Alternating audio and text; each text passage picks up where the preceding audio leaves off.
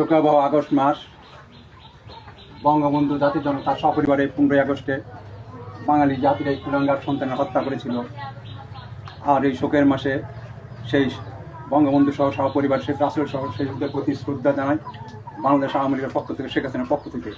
পরিশেষে এতটুকু বলবো, গোপালগঞ্জের কোটালীপাড়ায় মাঝবাড়ি হাই স্কুলে একটি শোক দিবসের ব্যানার টানিয়েছিল। সেই ব্যানারটা এই রাজাকার আলবদর স্বাধীনতা বিরোধীরা, বঙ্গবন্ধুর শত্রুরা সেই ব্যানারকে খুলে ফেলছে।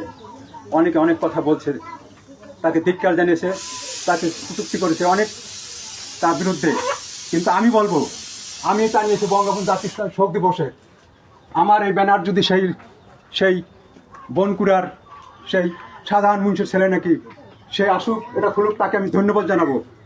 আমি নয়, কোটালীপাড়াবাসীর পক্ষ থেকে সেই সাধারণ মানুষের ছেলেকে যে মাঝবাড়ি থেকে 15ই আগস্টের শাহাদাত বর্ষিকে ব্যানার খুলছে, তারা তো তাকে গালাগালি, তাকে অনেক প্রচুর তাকে অনেক হুমকি দিয়েছে। কিন্তু আমি হুমকি নয়, আমি তাকে ধন্যবাদ জানাবো। আমি এই যে শোক দিবসে ব্যানারটা নিয়েছি, আমি এই যে শেখ মোহাম্মদ ইলিয়াস কোটালীপাড়া আর সেদিনে এসে আমার এই শোক ব্যানার খোলে, তাকে আমি ধন্যবাদ জানাবো। শুধু আমি নয়, বাংলাদেশ কোটালীপাড়ার পক্ষ থেকে তাকে ধন্যবাদ দেওয়া হবে।